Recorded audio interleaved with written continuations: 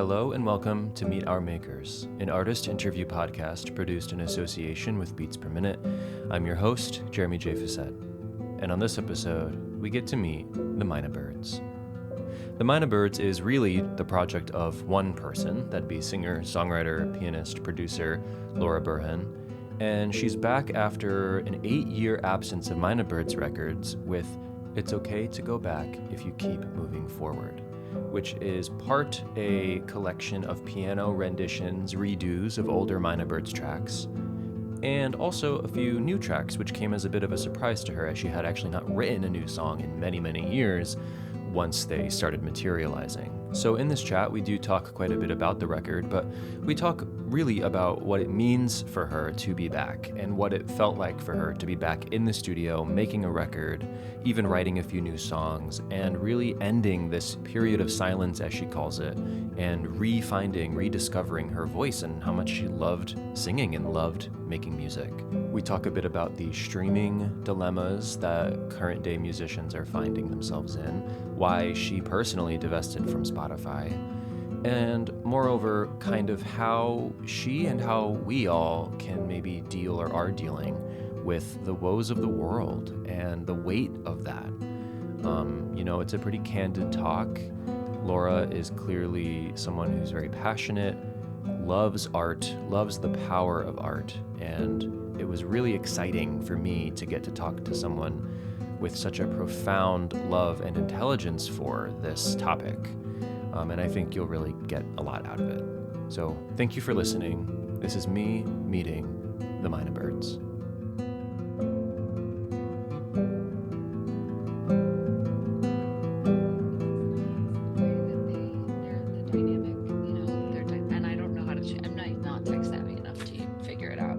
Probably some way I could. Anyway, Happy to be here with you. Yeah, thanks for coming and hanging out for a little bit. Thanks for having me. Yeah, of course. So the new Mynabirds record, It's Okay to Go Back If You Keep Moving Forward, is out soon, November 7th. On your own imprint, Our Secret Handshake. This is a bit of a different record for you. So I do want to get into that a little bit, but it's also been like 8 years since the last Mynabirds record.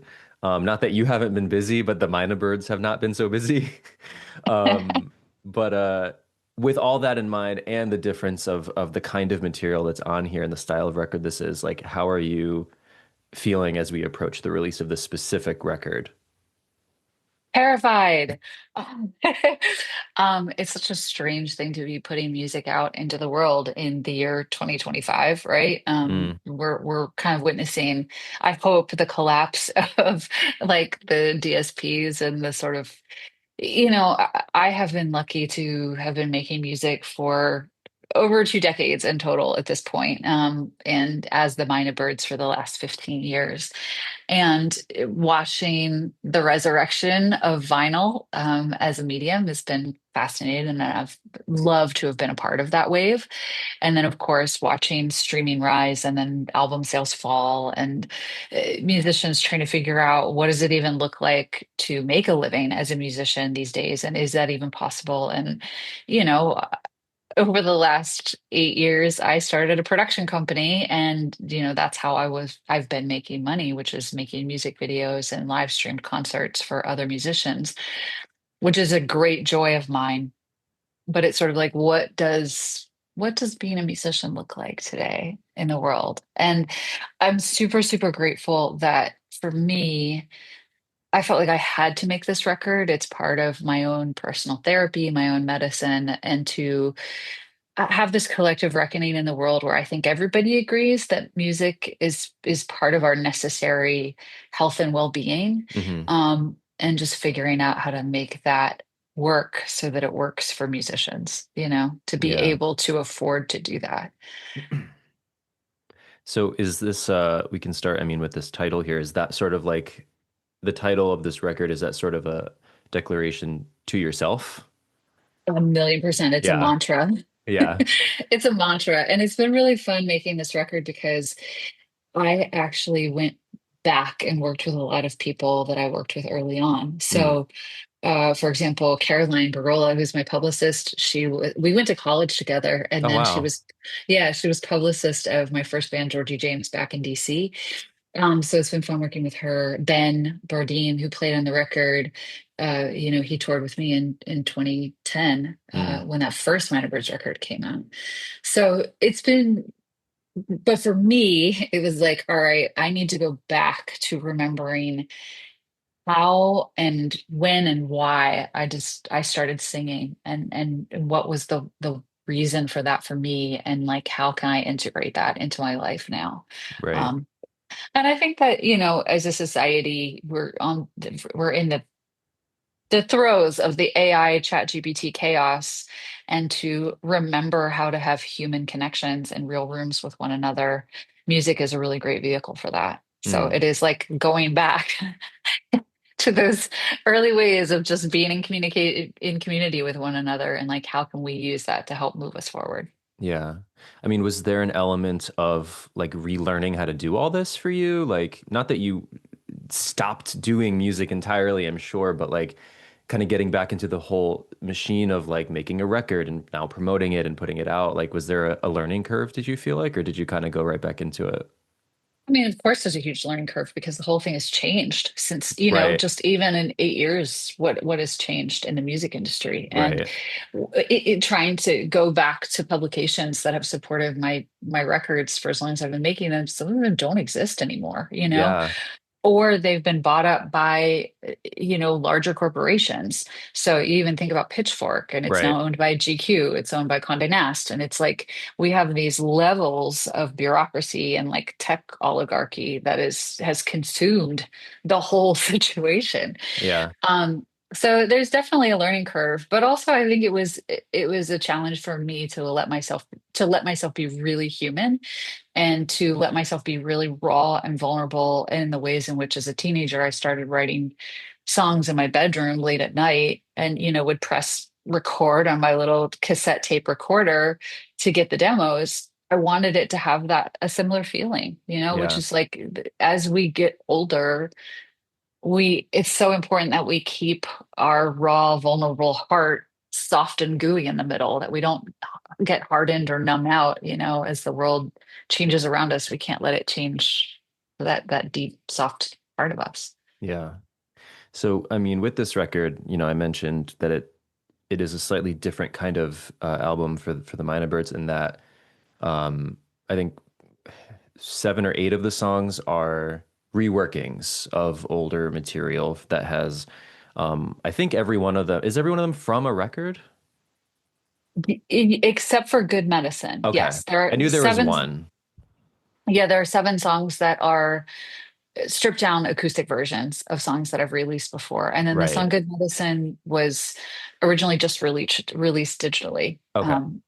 Yeah. And I thought So, about actually just pressing that original version onto the record, but it didn't really fit. It didn't fit mm, with the rest of the songs. And I also thought that there's something about going back to songs that you've sung before and singing them in a new time and from a new perspective. And like, I think that the lessons you've learned or maybe haven't yet learned, or the medicine you're still hoping to get from that music, it ends up showing up in the recording in a way that I thought was really important. yeah, and I was going to ask sort of how you even chose these songs. I mean, you have 4 records worth of material going back to 2010. Did you actually like go back through and listen to all the records, or did you know which ones you wanted to do? Uh, it happened in a couple different ways. Number one, it was just sort of like which songs came back to me first when I was sitting alone at the piano. And some of those songs are harder to play just solo on the piano. Body of Work is kind of impossible to play solo. I've tried so many times. Uh, but it's not a piano song. It's like Yeah. it's a choir song with a bunch of percussion.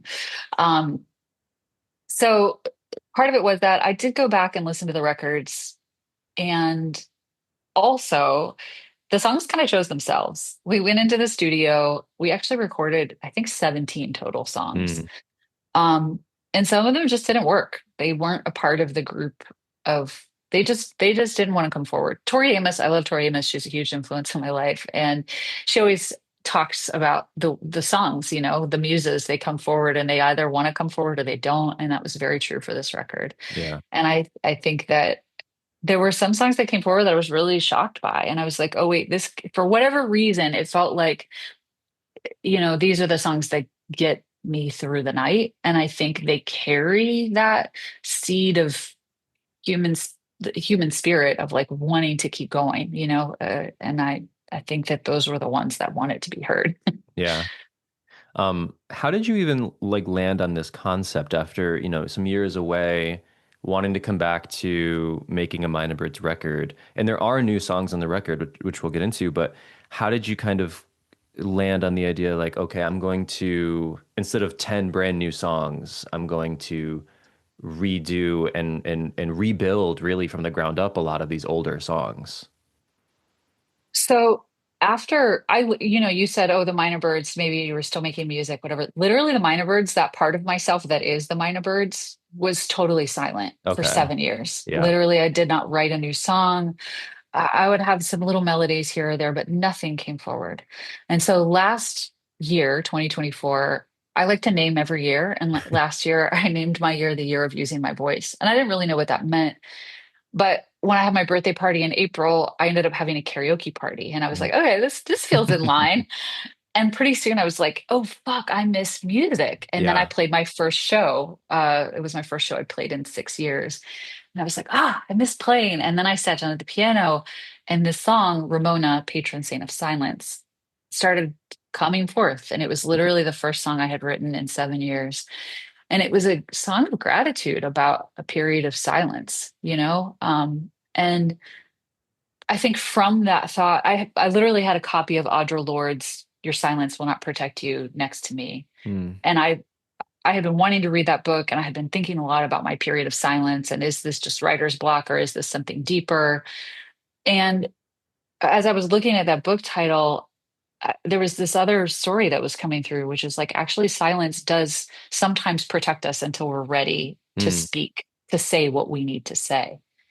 And for whatever reason, that led me back to the songs that I had already written and feeling like so much gratitude for those songs and to feel like they had helped me through really difficult times in the past, which is why I wrote them. And they Hmm. felt tied to humanity in a period of chaotic, the chaos that we're living through right now, and feeling like they could be useful for this time as well. So that's sort of how the idea came together. It was very organic.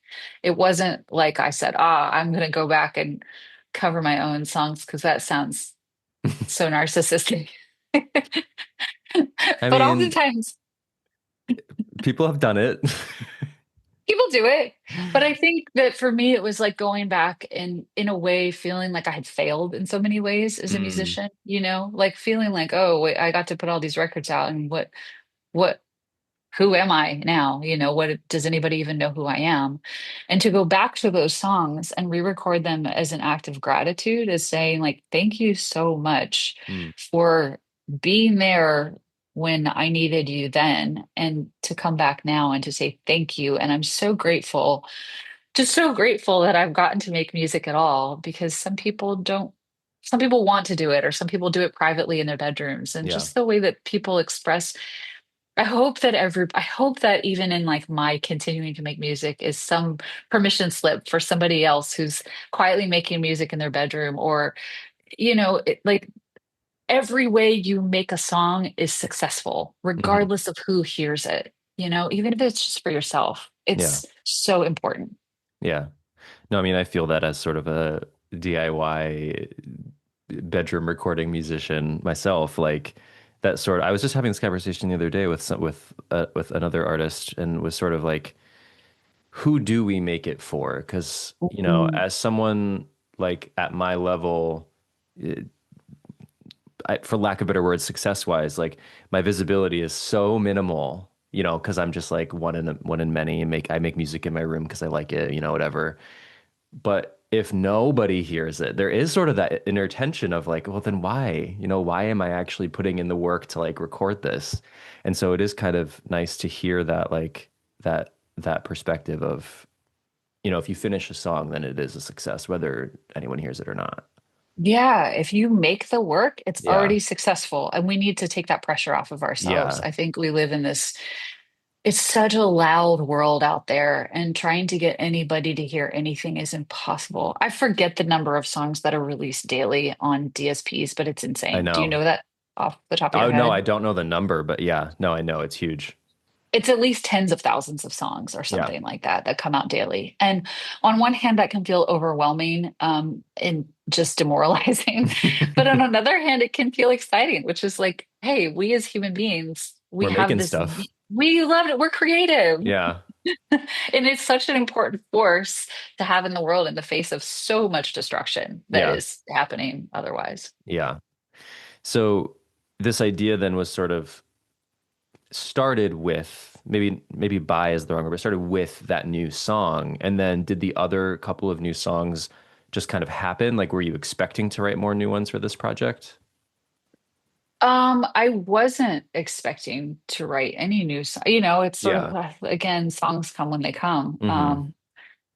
And that song, Different This Time, I actually wrote it in the fall, and it ends up being about wildfires. Mm. It ends, and so to have written that is, what if the sky falls from the sky? What if wildfires claim the hills? And that's exactly what happened in January Yeah. in LA. And to feel this premonition of, I don't know, just this cycle of like, mm, burning and regrowth, but also there's this like, there is a certain need for a prescribed burn, I think, in this time. And in life there often is, but it's like, how can we, we are living in such stressful times of like climate collapse and the whole thing. But yeah, I don't, that one just came, and it was just, again, it's like that idea of saying, I I hope to be a different energy than exists out there. And I don't want to scream to be seen. I Yeah. hope that however it finds its way to other people, it helps them remind themselves that they too can be a different energy and like create in whatever beautiful way you want to, Yeah. because we need more of that. Yeah. Do you have any favorites of the reimagined tracks in terms of, like, I pulled it off, that kind of feeling? Like, were there any that you felt especially proud of pulling off? I think, I mean, it's funny to me. I just love LA Rain Mm. because it's so simple. And I wrote that song one of the first times I ever came to LA. And I was actually like, it was the crack in the wall that led to me getting divorced. I was married in my early 20s. And just this, it was a love letter to LA, and it was a love letter to falling apart. And Mm. I was really grateful to make this record with Pierre de Reeder Duke from Rilo Kiley. And Right. the fact that I took this to him and I told him what kind of a record I wanted to make, and I wanted it to be just live in a room, and I wanted it to be imperfect. And, we recorded that. I think I recorded that song in its entirety 5 times. And then we went back and listened. And I felt like I had screwed up the end. Mm. Um, and he was like, nope, that's it. That's the one. And so it's not necessarily that I pulled it off, but I managed to be supported in making this record with people who were like, no, no, just be yourself, and like whatever you thought you messed up is exactly right, which was what the Right. song was about, which was I thought Right. I had messed up my whole life, Oh no. and it was just fine. So it actually is like, it makes a lot of like cosmic connective sense then. Yeah, Yeah. exactly. Which is so that like it's like to think that, oh, I pulled off my whole life thus far by being a really imperfect human. It's okay. We're okay. We'll put that on the Yeah. record. Yeah, yeah. Put that on the sticker. Yeah. Were there any that you just could not ever figure out on the piano that you really, really wanted to? Yes. Oh Yeah. yeah. We tried. I mean, we did generals. We tried to do body of work. I had an idea that I was going to do some big re-records of generals with like guest vocals because I'm Mm. feeling so angry politically. I did a new version of Golden Age with some of the lyrics updated for modern times. Not Hmm. modern. I say the first the first one was recorded 8 years ago, but A And lot's it happened just since then. a lot has happened. But it just didn't work. I think some of it was a little too cheap. It was like trying too hard. Hmm. Um, and also there were some versions where you're like, we couldn't best the original recording. And that was also nice because, Richard Swift, who produced the first two of my records, who's one of my best friends, has passed. And Mm, so to feel like we weren't going to do a better job than he did, and that was kind of like a really like beautiful ode to say, yeah, we can't do better than that version that he did. yeah. Yeah, I did Yeah. notice like there's only LA Rain's the only representative from the first record and things like that. That being said, I do feel like, I went back and kind of skimmed back through the first record for the first time in a little bit, and it is probably the more piano based, stuff. So it is maybe it was more interesting from your perspective artistically to see, okay, well, how can we reinvent the other stuff that's like a little tougher maybe. Yeah, and we tried What We Lose in the Fire. We tried Give It Hmm. Time. And honestly, Give It Time sounded exactly the same as it did on Okay. the first record because that's the way that Richard and I recorded Give It Time, which was Right. that I played it on the piano and sang it live, and that was the take. I Yeah. sang it one time Oh on wow. tape. Yeah, and we got done, and I was like, "Well, should I punch anything in?" Or he goes, "Nope, that's it, that's it." Yeah. And so I was like, "Yeah, we caught that one Right. that It's been exists." caught. Yeah. Um, what did you find that you missed the most about making a record? Oh gosh, there's something that's so special about being in the studio, and I'm sure you recognize that. Just the time that you spend getting to sit with songs. I don't know Mm, how else to describe it. There's something that's like it just feels really sacred. There's something really holy about it. And especially if you're working with other people on that process, it's so wonderful to sit with them. And I think that was the thing for me where I had forgotten how much I loved that process mm, and how intimate that can be, and how like the rest of the world just stops when you're making a record, you know? Um, And as a woman who's now in my 40s and I don't have kids, it feels like I got to do this hmm. instead of having a child. And there's something that's like heavily creative about it, like Yeah. deeply. Yeah. Yeah. What's been your favorite part away from making records?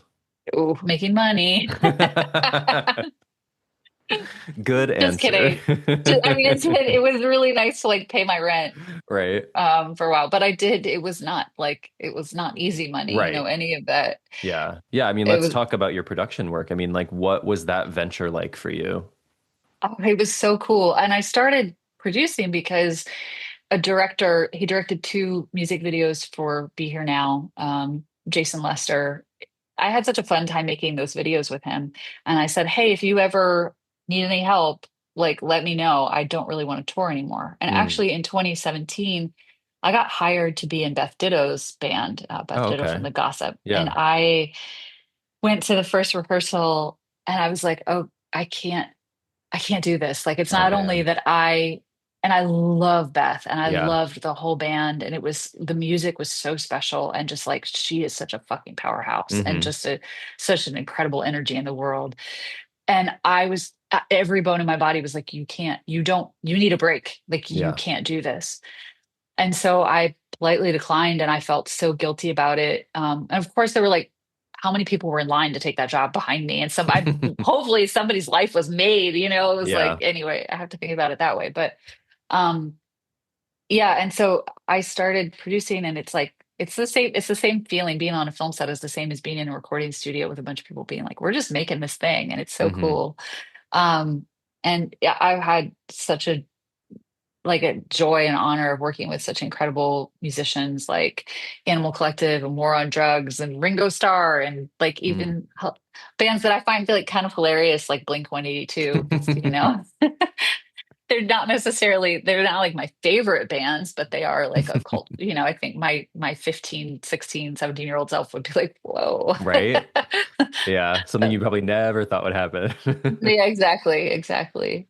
But Um, I mean, like, So it's not that, yeah, because it's interesting because like a lot of people who take these sort of breaks or even hiatuses between projects don't stay in the music world at all, or they don't stay in the art world at all, and they kind of disengage entirely. And while you were not writing or recording, you were still in the realm. Yeah. And I mean, was that important to you to stay at least kind of near it, even though you weren't operating in it quite personally at that point? It was really fun for me to stay in it, and it was fun for me to get to operate in a different way. And I Right. felt like I got to and get to be such a good bridge in the world because I understand what it's like to be the artist. And at the same time, I also understand from the label's point of view that they're trying to protect budget and they have Hmm. a certain, and ultimately that the budget that I'm using is the artist's money. So Hmm. I feel like deep respect for that, but also the visuals that we're putting up are it's the artist, it's like their vision, and so I'm helping protect that as Yeah. well. And also the director, like they're an artist too, like everybody's an artist. Yeah. Eh, um and I really loved it. It allowed me also to recognize the difference between musicians who are successful in an industry capacity and the ways in which I am not a person who necessarily wants to be a part of like the industry. Mm. Um, and that was a huge part of me getting back to finding my voice as an artist, which was like, oh, right, there's pop culture and there's like successful pop artists, and and then there's weirdo artists that are, excuse me, making things because their souls have to do it. Mm. And like sometimes if you're lucky, you get to do both, Like sometimes you Tori get to be Amos. right. Sometimes you get to heal a little part of the world and also like express yourself and Right. make money doing Yeah. it. I mean, we talked sort of vaguely about how different things are even from your last record era and then I'm sure from 2010's era. Um, and while there is sort of this influx of the streamers and the reliance on that and how that perfectly mirrors the decrease in money that musicians are getting, there is also, it seems to me in all my talks with musicians, there's also a lot more freedom these days to kind of do whatever the hell you want. Like it does Yeah. feel like unless you're on a scale of like a Chapel Roan or even a Taylor Swift, like unless you're up there, I don't know, it kind of feels like the stakes are lower and in a weird way it might be sort of creatively freeing. It's Yeah. just harder maybe to make a living off of it, but like I don't know, it's like a weird dichotomy, I guess. Well, also, I will point out that I think Chapel Roan Mm, became so successful because she was like, I'm going to do whatever the fuck I want to do and I right. don't care. And she was like that flash in the pan right now of like, oh, you can be like Right. a weirdo and like make weird pop music that's fun and unique and still make it big. Yeah, absolutely. I mean, she is, I think, our generation's or this generation's Cyndi Lauper. You know what I Mm, mean? I could This, see which that. is Yeah.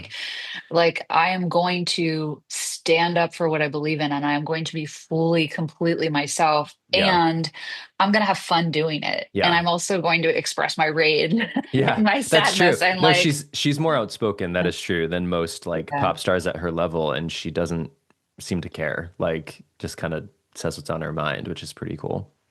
yeah.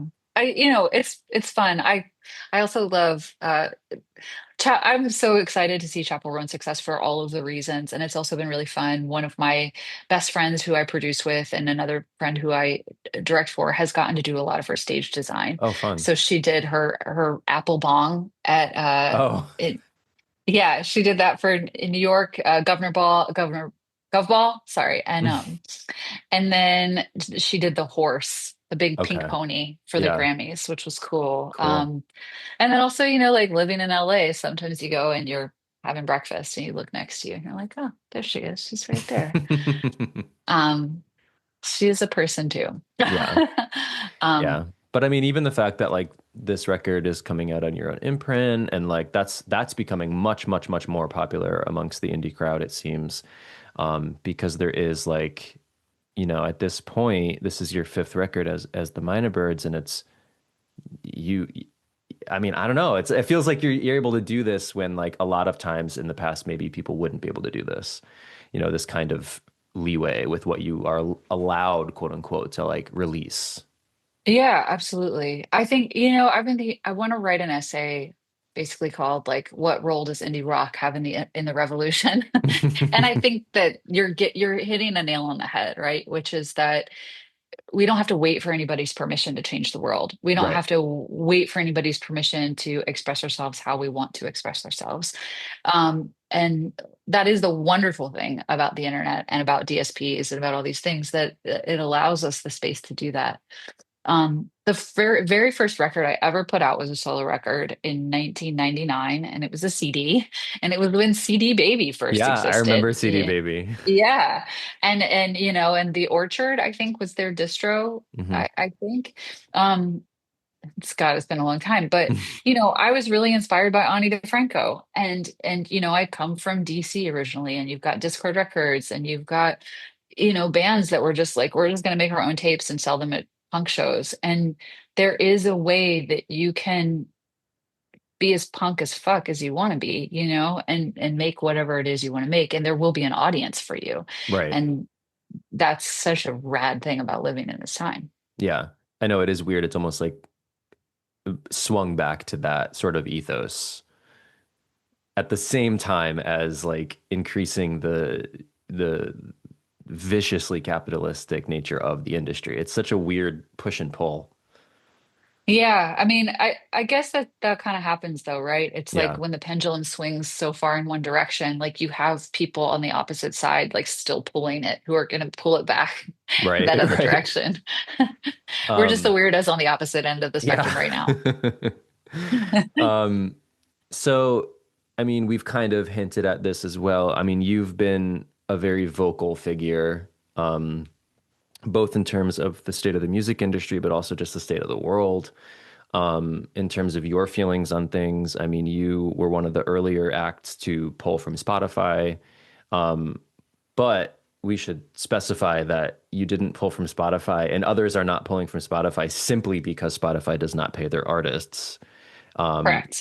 Can you kind of explain for people who may not know why a lot of people are pulling out of Spotify? Yeah, so it was announced this summer that Daniel Ek, the CEO of Spotify, had invested 600 million euros, which is equivalent to about 700 million US dollars, into Helsing, which is an AI military startup. Um, and we all knew that Spotify was paying artists literally some of the worst Yeah, rates in the business. We all have been hearing for years and years how nobody can afford to pay the rent or eat based on the money they're earning from Spotify. Meanwhile, we know that the CEOs are raking in billions of dollars personally. And every year they're like, "Oh, we're not really making any money," which is what every tech platform says. While we see Bezos and we see Musk and all of these people who hmm, are becoming richer and richer and richer and richer. So something's not adding up. yeah, Um, and in addition to that, in addition to dumping a bunch of his personal money, which he had made off the backs of musicians' labor, unpaid hmm, or low paid, labor.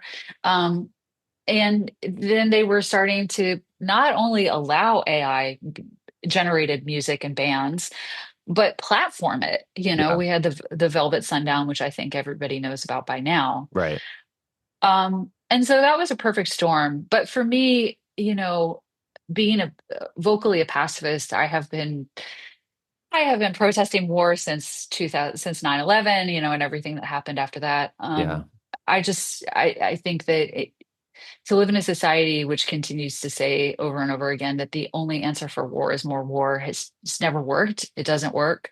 And to witness what we have witnessed over the past 2 years in the complete and utter destruction in Gaza, um, to know what's happening in Sudan and Congo as a result of like us all needing to have the best, latest technology. hmm, Um, I just, this phrase kept coming back to me, which is participation is proliferation. And I mm, just thought, I can't do this anymore. I am participating in my own devaluation as an artist by continuing to accept these terrible terms of like yeah, crap pay. And now I'm competing with robots yeah, and they're platforming the robots because the robots aren't going to fight for fair pay. And yep, I just I can't participate in it anymore. And so now I've pulled my music from Spotify. And, now I have to say, well, what do I want to do about Amazon, or what do I want to do about Apple? Or, Right. thankfully, Qobuz, which is Qobuz, is the most ethical DSP I've found. They're great. It's the same. You have this very similar user experience to Apple or Tidal uh, or Spotify. They're good. And I know Subvert is a new one that's starting up, which is Hmm. kind of like a musician-owned version of Bandcamp. Oh, okay. So those are some great alternatives if anybody's looking to explore. Yeah. Um, we're all doing our best every day, right? Yeah. I stopped shopping at Target. I do my best, but Target's it's like, expensive anyway. Like I was never on board.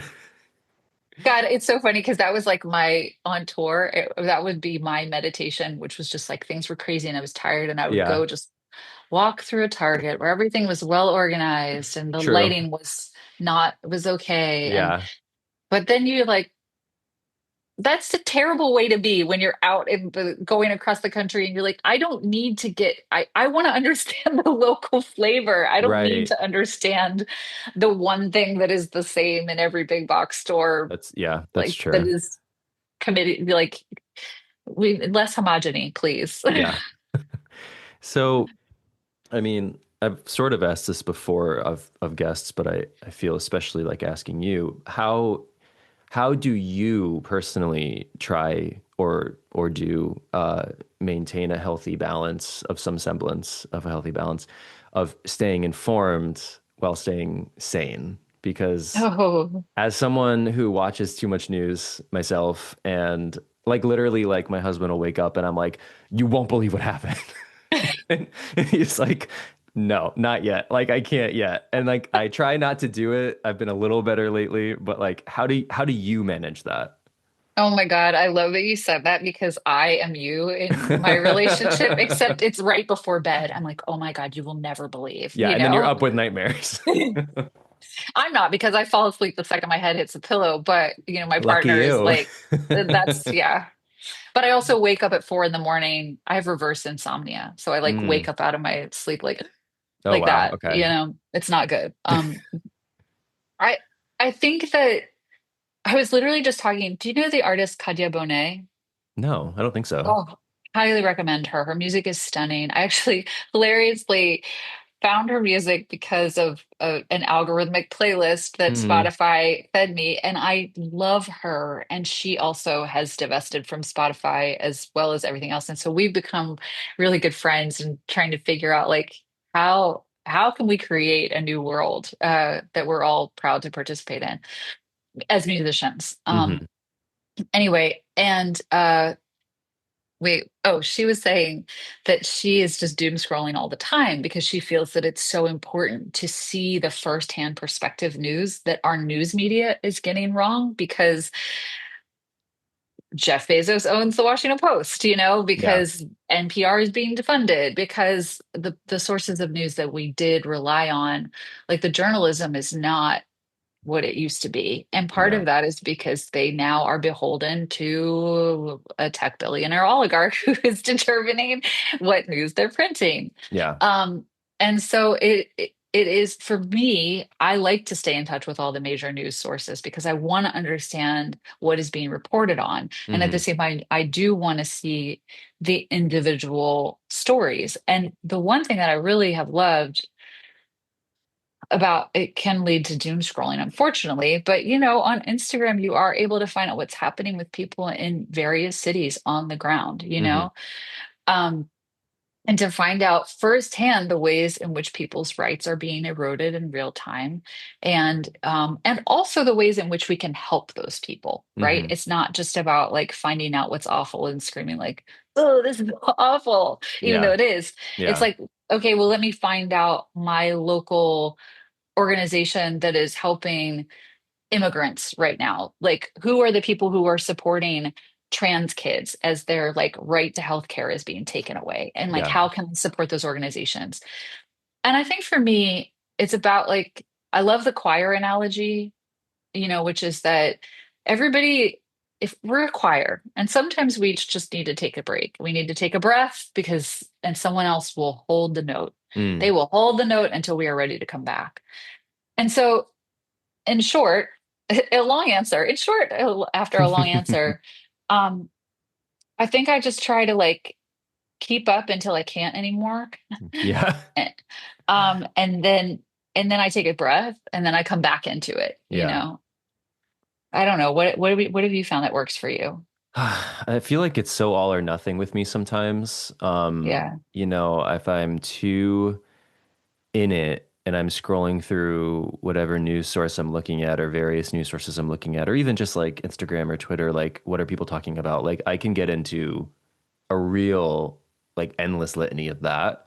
Mm-hmm. Or I try very hard not to watch more than like my local news in the morning, which is like, Mm, it's still kind of shitty news, but at least it's like, oh, there's like a fire in another town. Like it's not like the national nightmare, all the time. And so I don't know, I tend to be kind of all or nothing. Like with the um Israel Palestine peace deal, all the stuff that's been happening over the past week, I've like disengaged. Like I mm, just like I found myself telling myself like I can't be in that one right now. Cause like yeah. there's so much still that's unknown and there's still so much drama around both, all angles of it. And I'm just like, I know I'm gonna be terrified and sad and like it sounds great, but like I know it's probably not fully great. And it's like there's all these like swirling thoughts. So I'm like, nope, I'm just gonna like I'll let that happen and then I'll come back to it. I feel you. I feel very similarly, and I feel utterly heartbroken because this idea of like peace, Hmm. it's like we don't want peace, we want liberation. You know, Right. and this idea of like ceasefire, it's not a ceasefire. Like people are still being killed and Yeah. things are blowing up, and let's also talk about what's happening in the West Bank, and like people are just trying to harvest olives and they're being attacked by settlers, and Yeah. also what's happening in America right now, and so another thing that has really helped me is like, is there one person I can help as opposed to trying to Mm. fix it all? And so recently I raffled off some of my test pressings from this new record to raise money for a young nursing student in Gaza that I became friends with. And Mm. so um, we got him evacuated. Oh wow. He is in a university in the UK, but his family's all still back there. You Right. know, Right. his house was bombed in Rafah. Like his family can't go back to a house. There's no house to go back to. Yeah. He lost 17 of his family members. Yeah. You know, they're still struggling to find food and shelter, and but and that feels overwhelming. But like how can I connect with one person and try to make a meaningful try to just have a meaningful relationship with that person. And Yeah. I think that is sometimes that's really helpful. Yeah. So, I know a lot of people who volunteer for their local humane society, and some people are like, I can't handle people. Give me a dog. I Yeah. can't deal with people, but I will help an animal, and Yeah. that's great. Like Yeah. whatever. Uh, yeah, yeah. Man, I feel for you. I'm sending you a big hug. I know. And I work in education, so I have like all these strictures around like what I feel like I can and cannot express at work and like talk about at work. And so like that weighs Yeah, on me too. Not that I really want to get into it with a bunch of teenagers all the time, but like feeling like I can't sometimes can feel very stifling because then I'm like, it feels like I'm like holding it in, right. for 7.5 hours a day. And then I go home and I'm like, well, now I have to look, I have to read, I have to talk about it. And it's like, well, I don't know that I do. Yeah.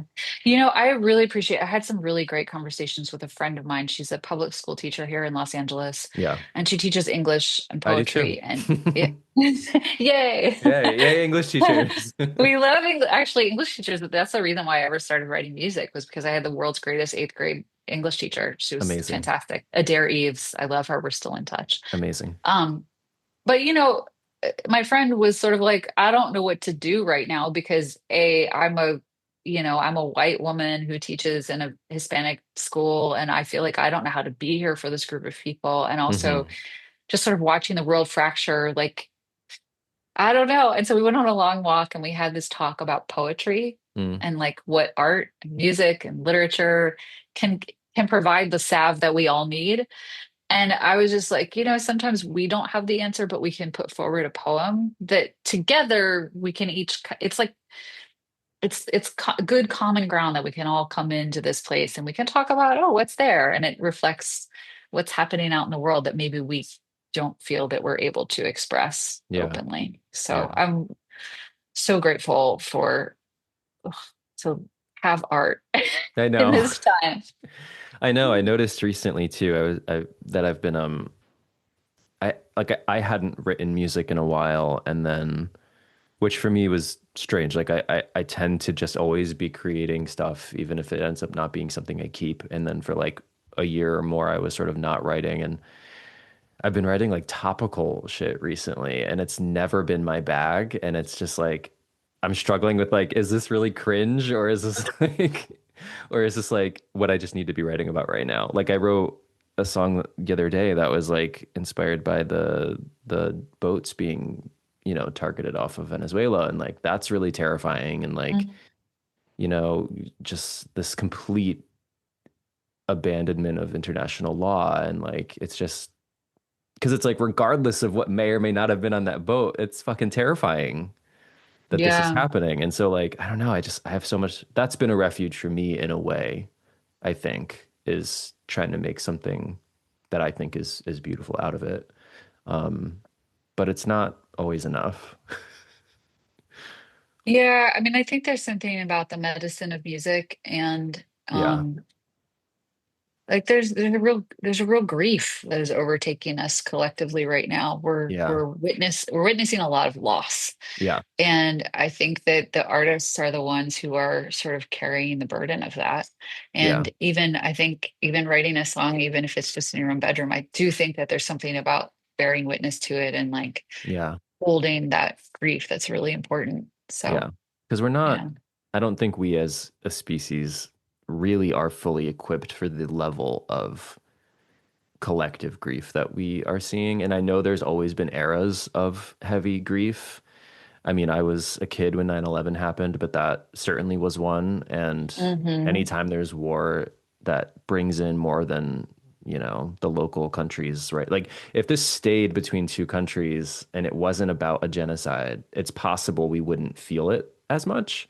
But Mm. because of the scale of the crisis, and that's only one example of a crisis that's going on right now, it becomes so global and so heavy.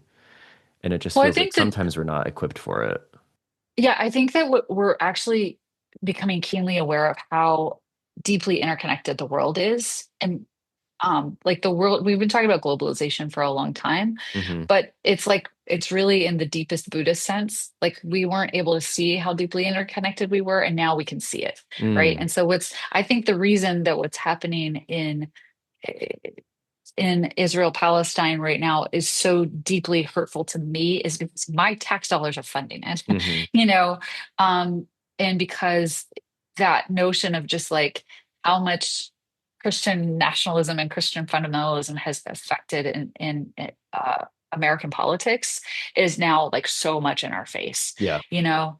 Um, and just like everything that's happening around the world, like in some ways, I said earlier about Spotify, participation is proliferation. Well, every way that we participate in society, we're connected to that, Yeah. it's like we can't escape our deep interconnected nature. Yeah. um and that is such a blessing to be able to see this in this time, and then it's also such a responsibility, like what do we and then what do we do with it? Right. And I think that, yeah, that's kind of where we are right now. Yeah.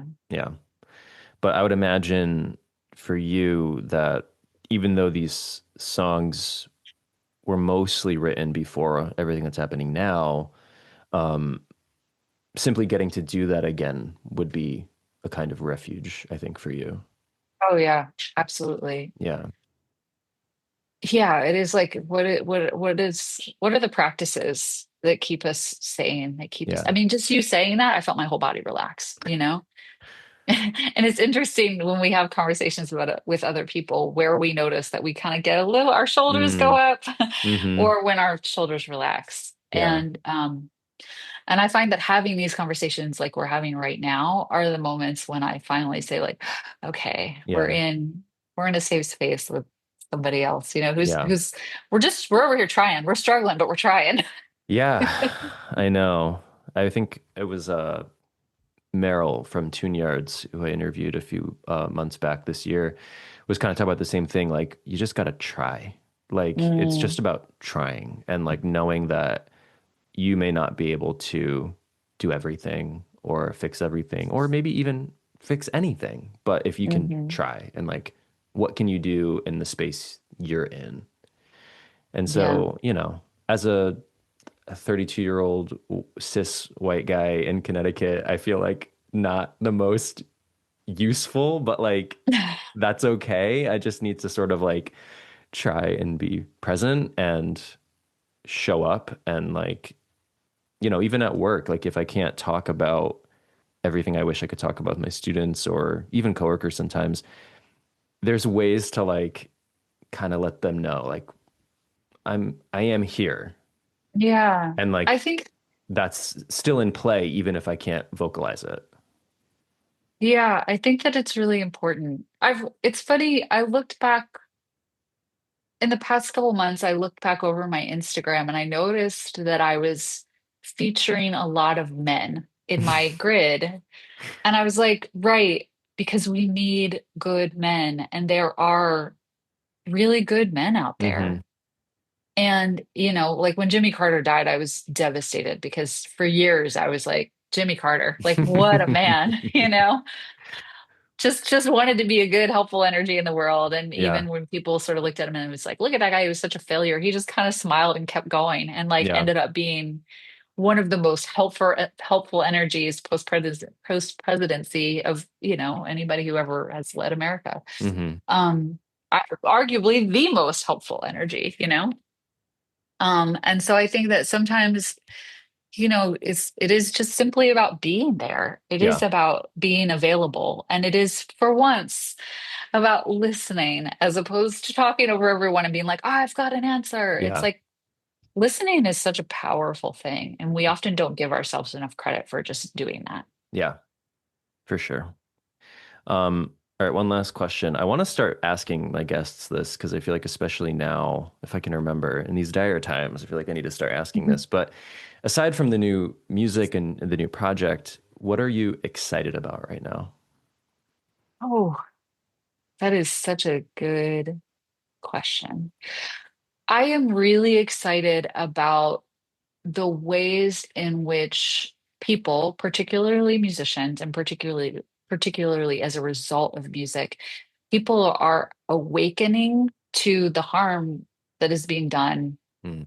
um, by tech platforms, by technology, and wanting to return to community and Mm. wanting to find new ways outside of capitalism that we can exist in community. And I really do, I find it so supremely hopeful that people are looking for this return. Like, if I can use my album title one last time, it's Yeah. like, how can we go back to keep moving forward? And like, what are the ways that we can simplify and really have like deep and meaningful connections with one another that are supportive, um, and that are really about being real with one another and not having to put on a false front or be like, look at my perfect face on Instagram. It's like I'm struggling and this is who I am right now. And somebody steps forward and says, well, I can help with that. Yeah.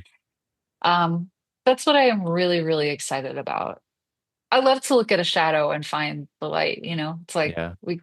it seems like a dark time, but I think that this is like, this is the juicy shit. Yeah. So it's okay to go back if you keep moving forward. The new Mynabirds record is out November 7th. Um, you feeling good about the future of the Mynabirds? I mean, the Mynabirds are really just me, so I better. About yourself? I knew that too, and I still asked the question. No, I it's great. mean, I think it's an yeah, important question. As a person who didn't put a record out for 8 years, it's a good question to ask. yeah. Okay. Well, I Um, hope so. yeah, thank you. Now that I'm back with my medicine, back with my Mm. doctor, which is music, Mm-hmm. I think I'm gonna be okay. Okay, good. Well, we're happy you're back. All right. Well, thank you, Laura, so much for chatting with me. Thank you so much for having me. This has been so lovely Yeah, I spending this agree. time with you. I Yeah. agree. Thank you so much. Take care, Laura. Okay, you too. Bye.